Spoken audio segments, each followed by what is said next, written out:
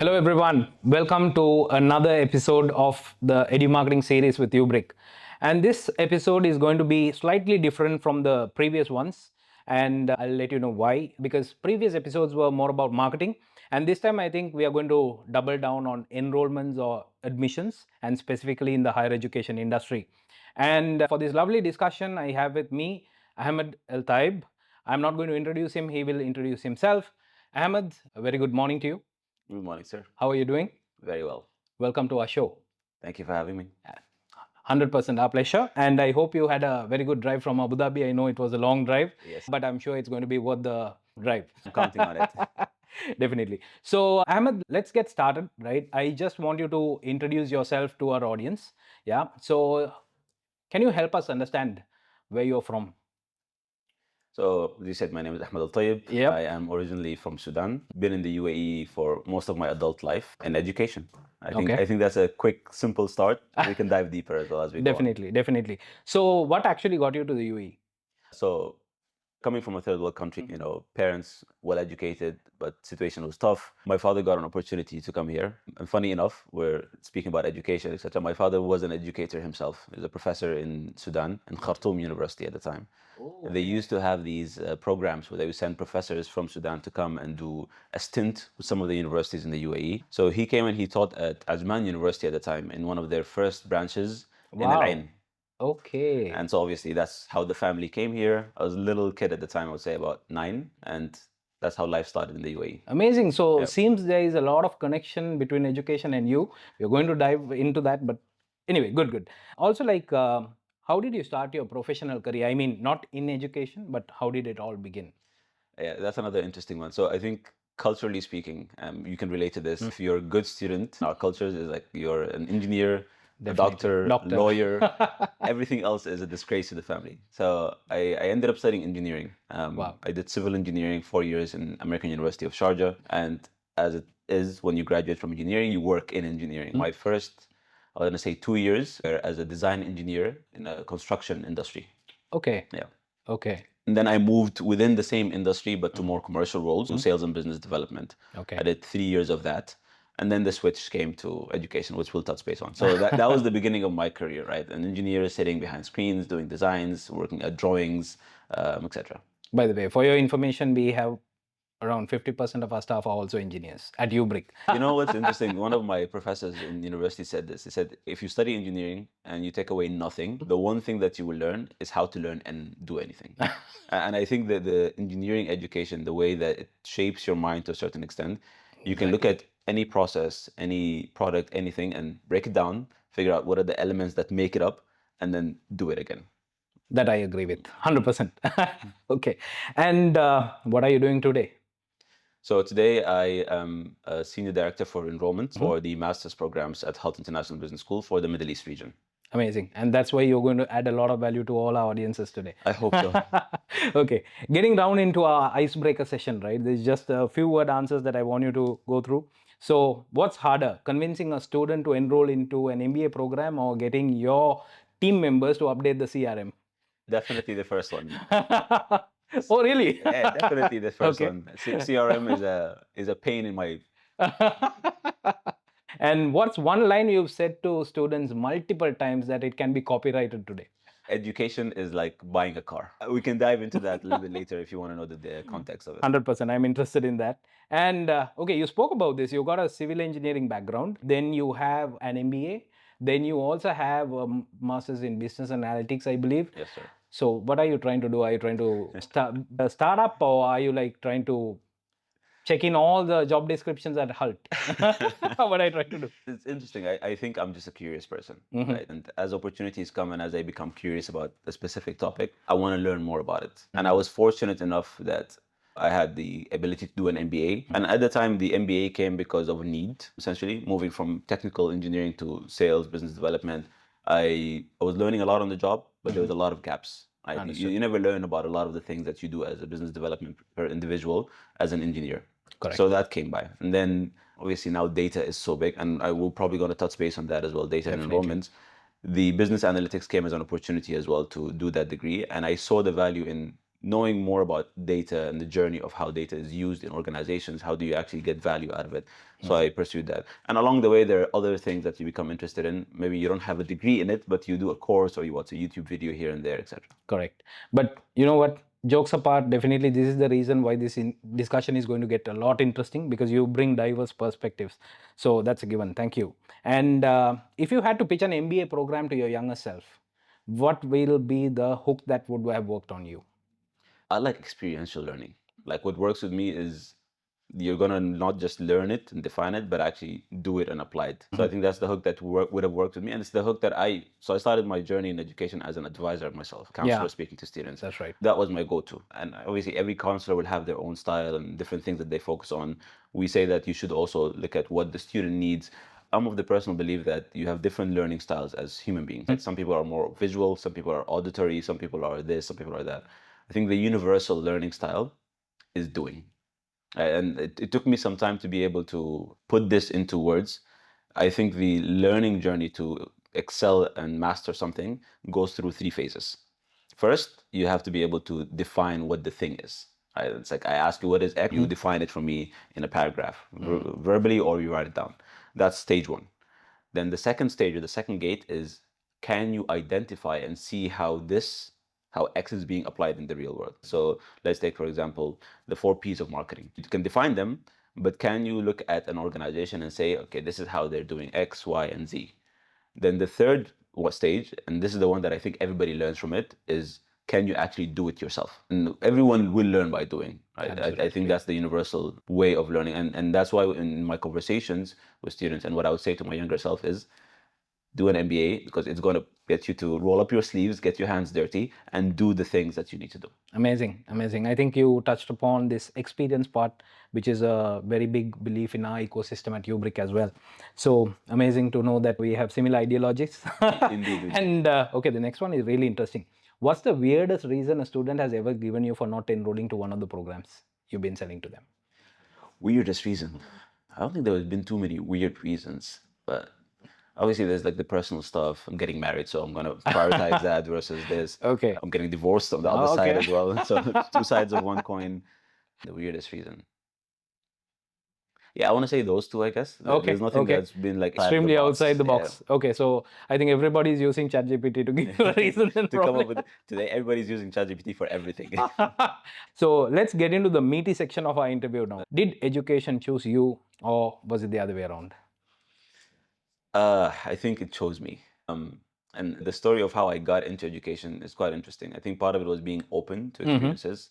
So let's go through the timeline. I started in engineering.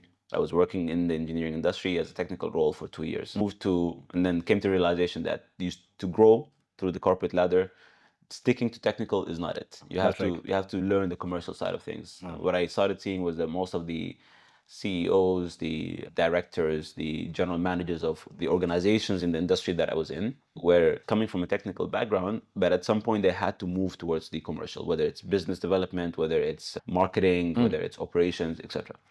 So I made the switch to that. Okay. And that led to me saying I need to do the MBA, right? And I did my MBA part-time, where I was working and studying at the same time. Now, doing an MBA, obviously, the value of the MBA, there's multiple pieces in it. There's the education that you get, the experience, the skill set that you develop. But an important piece is also the network that you develop, people that you meet, that you build those relationships with. I was fortunate that one of the people I got to network with happened to be the vice president at Hult at the time. And bless her heart, the way she actually approached me was really good. She said, look, Ahmed, there is an opportunity within the team that's going to open up in 3 months. Okay. So she actually gave me the time to process it and think about it. And she said, and we used to have our classes once a month, right? See her this month, and then a month later we'll meet again. So she told me, take the next 2 months. So the next 2 times we meet, you don't have to give me an answer. But the third time, I need an answer from you. And I think going back to my background, seeing my father as someone who was in education, professor, etc., I have huge respect for education. There are certain industries that I think they're very noble, the work that you do in them, right? That's right. Healthcare, law, let's say police, army, etc., and education, because I think it forms a very crucial part of the fabric of society. So when the opportunity came to move to education, and at the time I was, I want to say 27, 28, I thought to myself, that was the last opportunity to take these kind of big risks. There's no family in the picture just yet. There's no kids. And what's the worst thing that could happen, right? You don't like it or you don't do so well. I had good relationship with my colleagues and people in the industry. Being in business development, you meet people from different companies, you build those relationships. You can always go back. You can always go back. Like, what's the worst that could happen? Take a risk. Absolutely. And this is the last time you can make such a big risk in your life. Go ahead for it. And the rest is history. I've been now in the education industry for 5 years. 5 years. I mean, amazing journey so far. And I think it's one thing that everybody has resonated with. All my previous guests also said the same thing. They didn't pick education. Education actually picked them. And they had a story behind, just like what you had, right?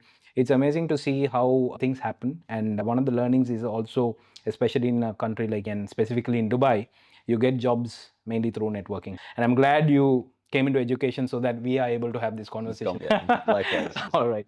Can you just shed some light on what a typical day of yours would look like? Because you're managing cross-border enrollments across MENA, Africa, so on and so forth. So how would your typical day look like? Not so glamorous as people might think. So the day, part of it would be, let's say, operational. Part of it would be data and looking at numbers. Part of it would be looking at business development and how to continue to grow things, bigger picture. So if to break it down, I would say there's macro parts of the day and micro part of the day. In the beginning, first thing I come in, I want to see emails, obviously. And there's always like a nice list of emails that I've piled up from the previous day. You clear through that, and then I take whatever I need to take as like my main to-do list done. Okay. Then I also look at a bit of dashboards, a couple of reports to see what's happening from the enrollment activity side, right? Our funnel, what is that looking like? What are the priorities for the team? What's good? What's not good? What needs to be highlighted that guys focus on this? I also do the admission interviews for students. So there will be throughout the day, a couple of interviews that have been booked as well. And part of our student journey, there's also something we do called the preparation calls. So this is for students who are confirmed heading to Hult. We connect with them to help them prepare, whether it's financials, whether it's visa, whether it's accommodation, etc. So I do a couple of those calls as well. And then the rest of the time that's for the day would be looking at what initiatives are we running that are maybe a bit more long-term, that we need to do some work to keep them chugging along so that we can implement them for next quarter, next cycle, next year, etc. So that's kind of a typical day. And the nice thing about it is like it's not routine anymore. Yeah. Like there's always something different happening. There's something different going on. Even though you have a continuous set of activities that you're focusing on, definitely no 2 days are like, I mean, that's the same thing. 100%, yeah. Because we're dealing with a lot of individuals. From your end, it's students, from our ends, maybe clients, but everybody is unique. They have unique problems. I mean, no two solutions are always the same. 100%. So I do relate to it, and I'm glad that you have all this going on within the day and you were able to get that done as well. So no wonder you're doing it so well that you have ended up in success that has come your way. And also because you are in this, highly dynamic role, especially you're sitting in a city like Dubai, which has extreme competition when it comes to poaching students, right? Definitely there'll be a lot of friction points that you see. I mean, not from a market perspective, but from the student journey perspective. What are these friction points that you've seen most of the time? And like, how do you design around them? It's a very interesting question. I think the student journey is at the heart of enrollments. 100%. From the point, and it starts with the marketing. It doesn't start just with the enrollment side of things. Like where did the students see your university? What is the branding? What is their perception of it, etc. But we're not speaking about that. That's right. Once that's done and they become part of the journey, let's say they're interested in the school and they interact with the school. Correct. The first friction point is how quickly do you get back in touch with them? Right, because exactly, and I think it's cultural in the Middle East, specifically UAE. Let's talk about Dubai. Dubai is a city of convenience. We are so used to whatever you need, just a click away. Take out your phone, find an application for it, and they will deliver it to your doorsteps. Absolutely. Literally everything that you can think of, right? Like from cleaning your car, filling your gas, to I remember during COVID period, they will even come to your house and do the COVID test at home for you. That's so right. You have to take that into account, right? So a lot of students will decide not to go with an option just because they took long to get back to them. So that would be the first point of friction that you want to overcome. Wow. Then the next point, once they have connected with you and they started working with you, the next point of friction is actually the application fees. It's a tricky one because I think it's not for lack of capabilities. Application fees for most universities it's minimal compared to the tuition fee for the program. It's usually under $100. Yeah. So students can. This is maybe cultural perceptions. Like, why do I have to pay when I'm still not enrolled or still not a student? Exactly. Right? So how you position that and how you communicate that is a way to overcome that second friction point. Then it's a question of working with the documents. And there what we realized is the more requirements you have, the less likely students are to end up completing Absolutely. them. right? Absolutely. So and it's a tricky balance because you want to balance actually being able to collect all the right information you need to evaluate if this is the right candidate for you, while still maintaining low enough friction that the student will continue to go through the journey. That's and I right. think support through that process is important for them as well. How are you supporting them with the admissions essay that they have to write? Are you giving them the right guidance? Are you communicating it to them as a counselor in a way that reduces the perception of how big it is? This is something I realize students usually will apply and think that there's so much I need to do. This is just a huge thing applying to university. Exactly. I myself thought the same thing when I was applying to university, but then now looking back and being on this side, working with the enrollment and seeing the process, applications are not that difficult and not that complicated. It's usually just a perception that students have. But That's again, right. for them, that perception is reality. So our Absolutely. job is to make the process as easy as possible and then help them see the reality of the process as easy. That will be the next friction point. Correct. Then the wait period. And this is interesting. We're going to touch on the importance of using data. Then you can look at data and look at how long it takes from the time they complete the process till they're given their acceptance and then they have to confirm their seat. That I think would be another friction point, right? Because data says that the longer it takes, the less likely they are to. Then you want to also be efficient and quick in your process of completing the reviews and giving decisions back to students. Absolutely. That's the next friction point. Then there's the question of confirming seats. That's right. So from a business perspective, as an institution, you need them to confirm the seats so that you can have visibility on, the size of the cohorts and planning for capacity in the operations and all of that. And then also to have a bit of a buying into the program that they wanted to do, they're less likely to not end up coming to the program. But then that's also another friction point. So what is the right amount to set as, say, a confirmation deposit for students? I'd say that's another friction point. And then comes what we call the retention journey. You can have an entire podcast about that this. one, That's what I'm thinking about. right? Because if you think about enrollments, you've got students that might apply early in the cycle. That's right. Program starts in September. Student applied December of the previous year. Got accepted to the program, confirmed their seat. They have to essentially wait about 8-9 months before the program starts. Correct. A lot can happen in 8-9 months. Absolutely. A lot can happen with life. And depending on the program, obviously, I'll take the example of master's students. These are students who just graduated or have little experience under 3 years and looking to do a full-time master's program. Job opportunities can come. Correct. Family situation could come. Other universities could come. So there's so many friction points that, if you want to call it that could lead to you losing the student. So there it's a whole other ball game of identifying and again, going back to data, identifying what are the causes of students not ending up in class, and then coming up with ideas of how to mitigate or how to reduce those risks. Amazing answer. And one of the things that I learned from this answer is that I need to have another podcast entirely to discuss only this. Because it's so extensive. I'm really glad that I asked this question because you set out the entire stage. Obviously, anybody will understand the minor friction points, but laying it out in such detail is really great. And also, some of these elements which we feel is not really a concern, like for example turnaround time to get back to a student. Now the kind of importance it has from an admissions perspective might not be really looked into. So this is an area where people can neglect it, not give it much attention, but definitely these are all crucial elements of giving that overall experience and ensuring that the student actually is in your classroom. So thanks for that brilliant answer. And okay, now it's time to bust a myth. What's one thing that universities really assume that's very common about students in this part of the world, which you have found to be flawed? I think this is one of the myths that's changing, and it's been changing for the last year. And I think it was a myth even when I was a student. When we look at people from the Gulf region itself, like local students, whether it's UAE, Saudi, Qatar, etc., there's a perception about the quality of the students that come in. It's a bit of a touchy subject, but I understand. Let's delve into it a little bit. Yeah. And because I think the overall perception that I'm going to put forward as a truth is actually positive. You find some really great quality candidates from like the local communities, whether it's UAE, whether it's Saudi, etc. And actually just yesterday, one of my advisors was speaking to a student from Saudi for one of our summer bootcamp programs. Okay. And he finished the conversation. There's nothing like business related that he came to me excited, like, Ahmed, I just had a great conversation with, we have something called the Hult DNA, which we speak about, like it's a way for us to track the quality of the candidates that we speak with. Like, Ahmed, this is one of the best Hult DNAs that I've ever spoken to. And he gave him the highest score. And I think that perception is been changing and it should change. Even for me as a student, so when I was in American University of Sharjah, there used to be students coming to AUS who were on government scholarships, and majority of them would be locals. I can tell you the quality of those students was stellar. Amazing. Like really, really great. And today, a lot of them went back to be leaders in the US. They're leaders in their different departments at ADNOC, at the Salat, or EAND now, etc. Understood.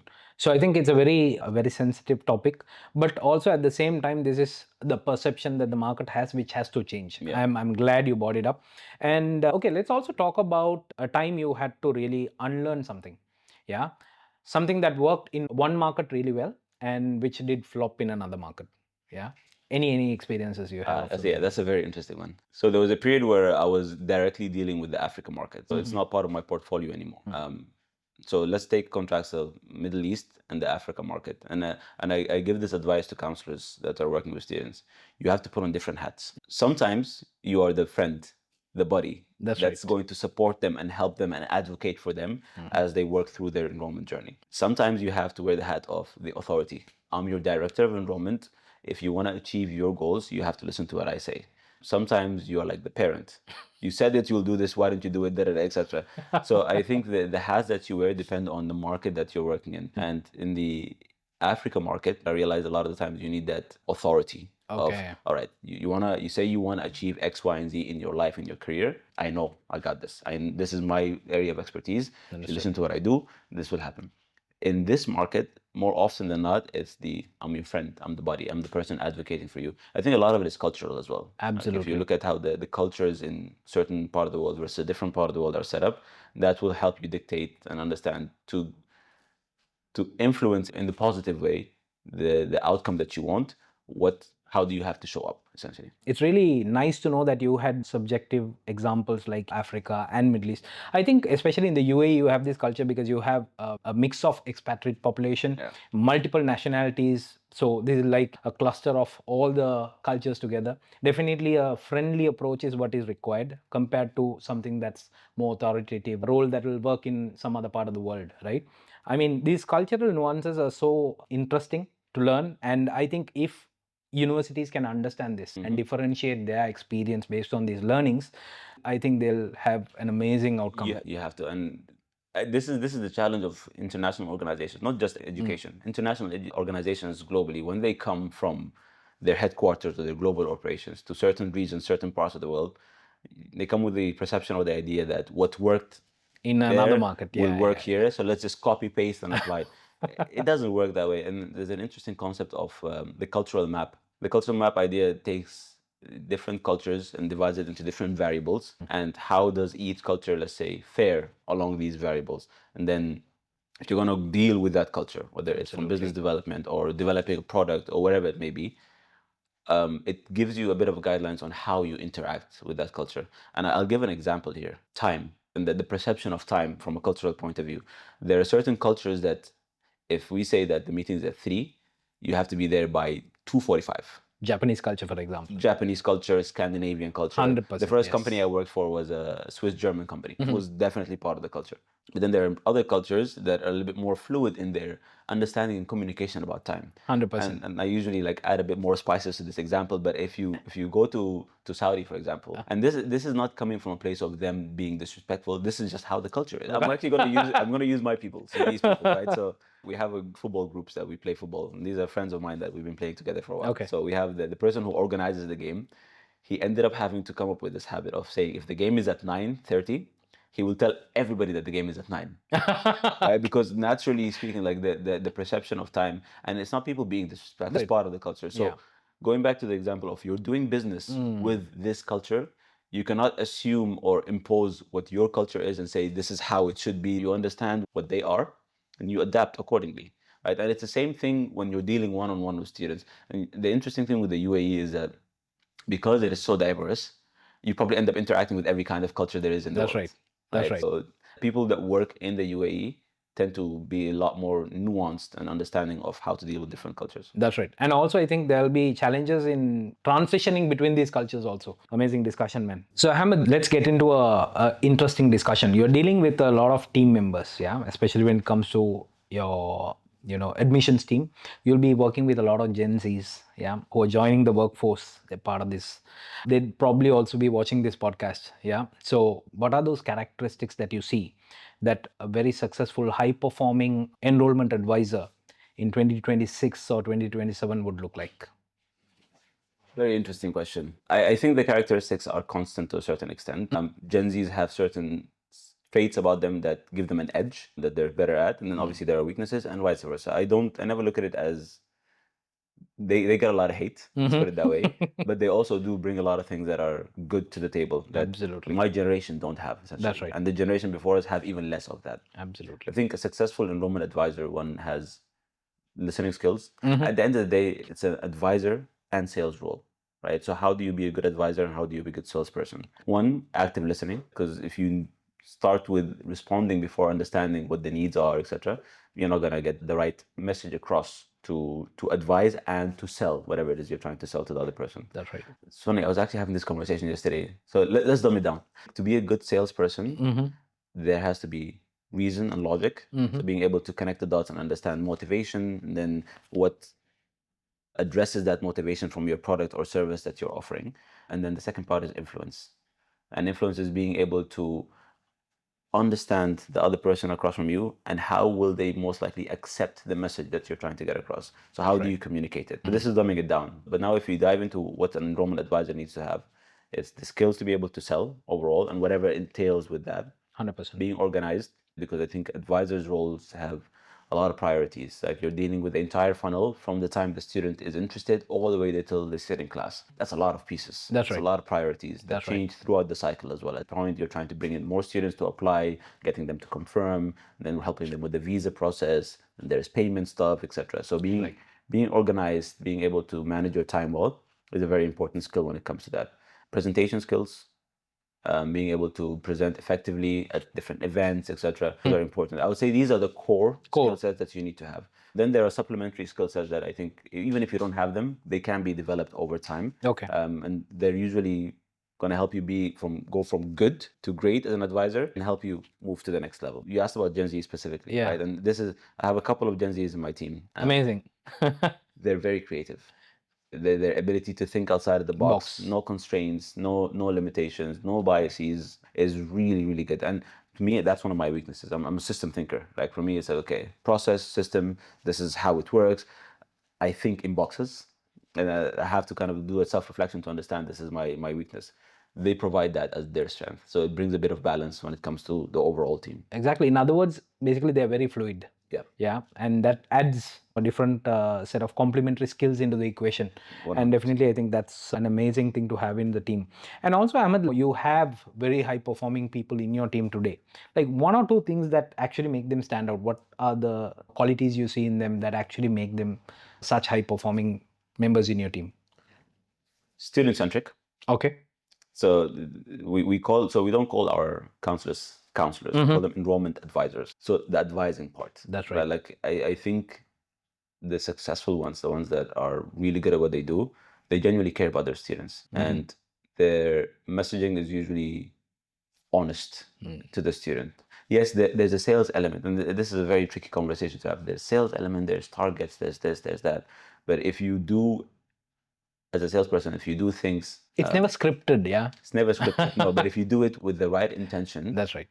Students usually pick up on it. Absolutely. And I was an advisor myself, and I always used to say, there are times where I was super honest with students, and I'll tell them, listen, like, we might not be the right program for you. They end up coming to study with you because they trust you now. You're gonna say the right thing, even if it doesn't necessarily mean you benefit from it. Absolutely. And you know, it's interesting in business development, sales in general, whether it's advisor or other roles, a lot of times, especially in this culture in the UAE and Middle East, people will do business because they like you more so than your product is the best.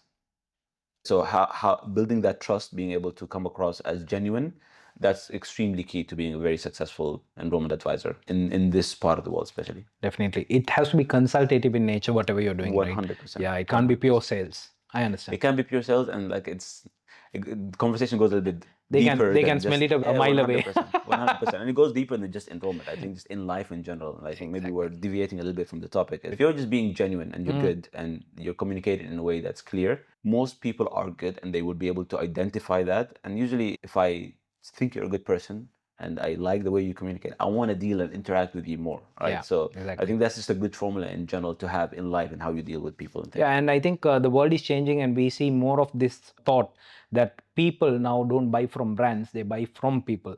So people are going to take the lead. Yeah, 100%. amazing insights there, Ahmed. And also, you've been a professional for so long. You've been through a journey of your career so far. So, who's this one person who has inspired you, who you consider as a professional mentor, and what is that one learning that you still do day in day out? It's a very tough question. I've come across a lot of great people. But is there anyone who's really influenced the way you think, the way you act today? Yeah, I would say my first manager, and the reason I would say is because I think he probably had the most influence. Because I always say your first manager will kind of make or break your perception of who managers are and how you're supposed to be in the corporate setting and how you become a manager yourself later on. Exactly, exactly. And many lessons learned from him. A gentleman by the name of Robert Sontag. But I think the best takeaway was in one of my projects. I messed up. I made a mistake, right? And to me, it was a huge mistake. It's like the world is coming to an end, and this, that, and the third.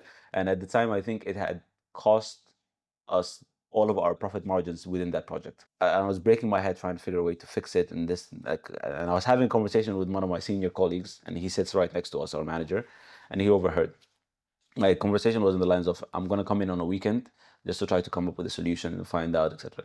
So he pulled me into the meeting room because he saw me being like extremely Nervous. agitated about the situation. And the lesson stands with me till today. He said, is anybody going to die from this? Obviously, it's an engineering project, so the first thing is safety. No, like we have safety factors, etc., and we can make a few changes here and there. It's still safe as a solution or as a product. Then he said the second thing, is this going to break the company? Like, are we going to go bankrupt? I said, like, obviously not. Like, at the end of the day, it was just one deal, one little project. It was big to me, but it wasn't as big to the overall organization. So he said, okay, so that's not an issue. He said, here's what I'm going to tell you about mistakes and making errors in this job. He said, if you make it the first time, no problem. Like, I'm unless it's related to safety, etc., no issues. If you make it the second time, I like you, Ahmed, so I'll look the other way. The third time, it becomes an issue. And what I want you to do is now, every time there's an error or mistake that happens, first thing you do is take the learnings and the lessons away and try to operationalize them. Like, put processes in place that will help you avoid making that mistake again in the future. And that way, that error is no longer an error. It's something that helps you improve your overall process. Now, every situation similar to that comes in the future, you're doing better because of that one mistake. And I think that's a lesson that I take away and I try to apply in all aspects of life today. I'm sure Richard is proud of you today. I hope Yeah. so. I hope so. Definitely, Wherever definitely. he is in the world. I think he moved back to Slovakia or something like that at this point Okay. of time. I can relate to that. I mean, I think most of us, especially in our careers, we consider our first bosses to be the greatest inspiration. Because if you're fortunate enough to get a good boss, then definitely they're going to have a great impact on you. It's just like, parents molding kids when they're really Very young. and then a great deal of who they become is influenced by is that. influenced by that person, exactly. And okay, now getting into the other part, which is data and how we drive things. So I know this question sounds stupid, but I really want to ask, yeah, so that we can actually double down and understand this further. Does data really help scale enrollments? Yeah, and how? That's my first part. The second part I'll ask you once you go along. Does data help in scale enrollments and how? Definitely. The answer is yes. And the how is how you end up using it. I think we collect a lot of information about our students, about candidates, and I touched base a little bit in terms of the journey. Absolutely. So how you design the student journey, touch points, the speed, the different elements that students are exposed to as they apply all the way till the sitting class, that's data. Correct. And it should be determined and designed and tweaked and changed by data. I'll give you an example. How fast you get back to students. You can use data to see what is the optimal speed to get back to them. Another speed point as well that you can get from data is how fast do you give them the decision. This is an interesting one, right? Because earlier in the conversation I said that the faster you get back to them with a decision, the better the results are. It's not a formula, it's not fixed, and I think the data will help you dive a little bit deeper and uncover some more insights. Correct. There are certain cultures where if your process is too fast and you give them the decision too quickly, it pushes them away. It's Really? counterintuitive, but it's interesting, right? Amazing. And I would say it's just specifically the subcontinent, Asian subcontinent. There, the perception is if the process is not difficult and I feel like I'm working hard for it and I have to wait a little bit, then this university is not that great and it's not worth it for me. It's very counterintuitive, but then the data will help you see Back that, it up. where you can actually just pull the data, look at the speed of getting the decision, and how does that correlate with whether the student ends up confirming and sitting in class or not. So that's another element. And then the journey from confirmed student to sitting in class, all of that can be designed through looking at the data, right? And I spoke earlier about there's so many different variables and reasons why students might not end up sitting in class, even though they have gone through the process, got accepted, confirmed their seat. What are the reasons? You have the data for that. That's right. If you're collecting the right data, yeah. and saving and storing it the right way. If you're not collecting the right data, you're not going to get the insights that you want. So, yeah, you can have 1,000 touch points, but what's the point? What's the point? Yeah, exactly. correct. So if you collect the right data, then it will give you the right insight. So exactly. Looking at what are the different reasons why students don't end up making a class. Are you collecting that information? Are you collecting it the right way? Is it accurate? And then from there, you'll be able to see the top reasons. You come up with potential solutions, implement them, continue to collect data, because I don't think it's going to solve your problems right away that way, right? Correct. It's iterative. You come up with an idea of how you will address this, you apply it, see if it works. If it doesn't, go back to the drawing board, come up with a different solution, apply it until you find something that works. 100%. And this is the interesting thing with the enrollment industry or the education industry. Things that might work today, in a couple of years, they might not work because the other variables around you change. The industry changes, your competition adapt. And your target audience is also changing. I was going to say that, right? The target Big time. audience changes, their perception, their feelings towards education. Exactly. All of that changes, and you have to Exactly. adapt accordingly as well. Exactly. I think that's a lot of insights. And as you correctly said, right, there is no point having a ton of data if you're not focused on understanding what is going to help you actually scale enrollments, have that data, and also capturing that data in an efficient manner so that it's available for your decision making. Yeah. Yeah. So that's very important. And I think we spoke about a few things that really stand with you, which you learned through your mentor. But are there any other lessons that you've learned over time which really, really impacted the way you think and behave today? So I would say I was a perfectionist, and I think being perfectionist is not necessarily conducive to getting things done. That's right. And you get stuck in analysis paralysis a lot of the time, etc. Correct. I think a great piece of advice that I was given at some point in my career was it's better to have something done versus plan it to be perfect and never actually get started with it. So getting started with something, and then as you go, you will make changes and improvement, and you will collect, again, going back to our previous conversation, you collect data about the way that you're doing it. Is it good? Is it right? Is it wrong? And then iterate and make changes. That's right. That was great advice that I was given. Another advice I was given, and this is in terms of if you're emotionally like riled up, you're angry or you're upset, or don't make a decision on the spot. That's right. Right. And I remember this situation specifically, so I'll tell the story here. I had an interaction internally with the other departments, and Okay. I got mad. Like I got really, really angry. I drafted a nice email that probably would have ended up coming back to my manager. Right? And I went to my manager just to give a heads up. I was like, listen, I'm not here for permission. I'm here to let you know this email is going out. It will come back to you at some point, FYI. Manager is great, like, and understands people very well, very intelligent at the time. So said, if you want to send it, fine. Take a walk first. Like this, literally get up, go outside, take one walk around the building, and then come back. If you still want to send it, send it. I did. I came back. I still wanted to send it, but I didn't send the exact same email, right? So I made some changes to it. I changed the wording, etc. It was still somewhat confrontational, but the repercussions are much better than the previous email would have been. I think that was great advice to apply just in general. Don't make decisions when things are hot in your head. Let things calm down a little bit before you make decisions and take action. That was one of the great advice. And then the third thing I would say is, in terms of getting things done, so there's so many projects and things that you work on and you do, etc. Don't stress yourself too thin. Find what are the things that, or the projects that will have the highest impact while still using the least amount of resources. Start with those. Have a couple that you're working on, and then have a pipeline of the next things that will come. But if you're trying to do everything at once, you will end up doing nothing. So all these advice, I think, are life advice, not really career related anything. I mean, it applies to everything that you do in life. Yeah, and definitely it's very useful.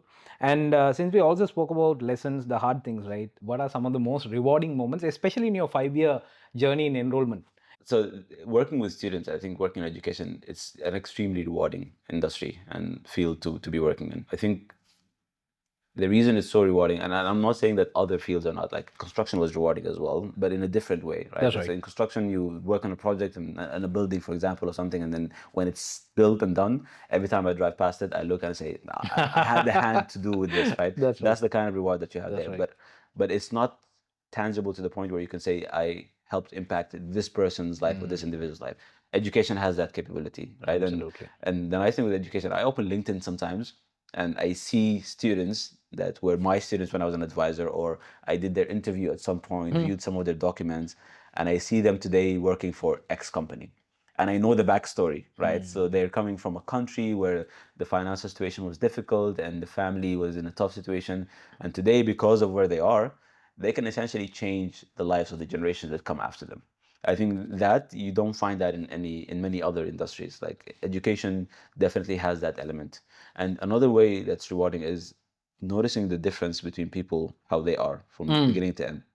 I had a student who applied for a full-time MBA, I think sometime back in 2021 or 2020. Okay. Student was extremely shy. Right? Like in even the first conversation we had, like I had to pull the information out of the student. Right? Okay. They're very soft-spoken. They don't want to say much. A lot of it had to do with like just confidence being. And so eventually they ended up applying, starting the program, Okay. going through with it. And then we went to the graduation and they were the class speaker. Really? And it was fascinating seeing someone come out of their Transform. shell and Yeah. transform and be so confident, be able to speak. Like they're inside, they're still probably the introvert, but like even as an introvert, they're now able to put themselves in front of people, be in front of the stage. So that's another very satisfying thing from education. Another thing that was satisfying for me also is working in teams and collaborating with others. I've seen and I've had colleagues go above and beyond and do things for me that was extremely selfless, like pass me a student of theirs because, let's say, a target was being missed. These little things I think were also very satisfying and rewarding. Amazing. I think the kind of satisfaction you get from these changes, the transformation that you see in people is not very tangible, but it leaves a lasting impact and a sense of fulfillment. Yeah. 100%. I think none other than education can bring this. Right. Probably healthcare. Yeah. Very But few industries will give you the same yeah. feeling of same satisfaction. And okay, this one's for the industry. If there is one thing that you could change about enrollments or admissions, right, from an industry perspective, what would it be? Look, I have my opinions with this, and they're not necessarily very popular. And it's the society we live in today is extremely commercialized, right? Like everyone is trying to sell you something. That's right. Everyone is trying to convince you that their product is the best, so that they get your money at the end of the day, right? It's extremely commercial. It's the capitalist world that we live in. One thing that I would change is remove the sales element. And again, it's not realistic, right? Like I'm being extremely idealistic in what I'm saying right now, and it will probably never happen. But being an idealist, I would say if we can make it where our job becomes you just consult, advise, give the information, and the results be the results, right? Whether the student ends up coming or not, because the sales element of it, and this is part of the human psyche of it, sales element leads to certain types of behaviors, which I don't necessarily agree with, right? It's where, because of the pressure of sales and targets and achieving this and that, people will resort to certain tactics that are not necessarily good tactics. And the person that loses out at the end of the day is the student, because they get sold this idea of what your journey and your experience is going to be like as a student, and they find that it's something completely different. And this is something, as an advisor, when I first started, I made that mistake. Like I said, I'm not saying this just to point fingers at other people. I made that mistake of not setting the right expectations to my students and my candidates. The first batch of students that I worked with, a couple of them were quite upset, and they came back and said, like, what is this? This is not what we were told, and like I was told this and this, and the expectation was different. From that point on, like I made it a rule of thumb for me as an advisor. When speaking to students, under promise, over deliver. Or at the very least, like try to give a very realistic picture. So I became a realist even in my communication. You know what's interesting? It ends up working in your favor because it helps you with building the rapport when you're so Genuine. honest and genuine students. And I always tell students, like, listen, like your journey as a student in the master's program, it's not going to be smooth and dandy and beautiful throughout. There will be professors you dislike. 100%. There will be courses that you will struggle in. Like, this is just the reality of it. But nothing easy in life and nothing worthwhile is easy. Correct. That's Like, right. if it's going to be valuable, you have to put some effort. You will struggle. You have to dislike certain things. Like your job itself, it's rewarding at certain points in time, but there are elements of your job you don't like. Everything in life is like that, and this program that you're about to embark on is the same. So setting that expectation, not being super salesy all the time, etc. That's one thing that I would change about the industry. I'm glad you were bold enough and also super honest with this. I feel the industry won't change at all, but at least people will change. And as you say, you've already been using this tactic with students, and you also say it's very productive because students start understanding how genuine you are. They connect with you on a deeper level, and there's more trust, and definitely they will come for your program. So that's going to happen. Anyways, we have come to the concluding part of our interview, right? So this is going to be a tough one. So if a university gave you a blank slate, start from scratch, and entrusted with you the task of building an enrollment system from scratch, what 3 building blocks would you use to get this done? Interesting. Student journey, Okay. right? Like the foundation of everything that you built has That to we be built. what the student journey is going to look like. What are the different touch points? What the experience look like for the student, etc. I would start off with some market research, market study that you guys do. That's right. In understanding what is the journey of the student like, and specifically my students, like the target that I'm looking for. And that's going to be the starting point for me in designing my process. Then I would say a funnel that is clear and simple enough for the students to understand and for my employees to be able to apply. That's the first foundation. What's the first point, the second point, the third point, all the way until they end up sitting in class. Simplify it as much as possible so that the students know it. You can communicate it, set expectations from the beginning. They don't have anything that's hidden that's going to pop up to them. And your team will be able to work on it. Then getting the right people in place. 100%. The team. The team. Like, I think so. The team is in every industry. Like, the people in the team that you get will make or break. You can have the perfect strategy and the perfect ideas of what you want to do, etc. If you don't have the right people in place, it won't get done. So getting the right team in place, the team with the right skill sets, and not even skill sets. Like, skill sets are important, but I think attitude, like hire for attitude, train for skills. If they're open to learning, willing to change, adaptable, and we can go on, the list goes on. But if they have these specific skill sets or traits, bring them on, train them, and let them run the process or the system. And the third pillar, so we said what? Team, funnel, And then you have the market research and your student journey. student journey, and I would add to that data. Amazing. Amazing. I think anyone who wants to start a university business, you have the idea now. It was a wonderful discussion. I thoroughly enjoyed it, right? I learned a lot during this. So super insightful. Thanks for taking your time, especially on a busy day, to spend this valuable time with Ubrick and also our audience. Yeah, it's going to be very valuable to them as well. Thank you very much for having me. Everything, and I hope you enjoyed the session as well. I definitely did. Thank you very much for having me. Thanks a lot. Thank you so much. Cheers. And to our audience, we will see you in another one. Hope you enjoy this one. Thank you so much.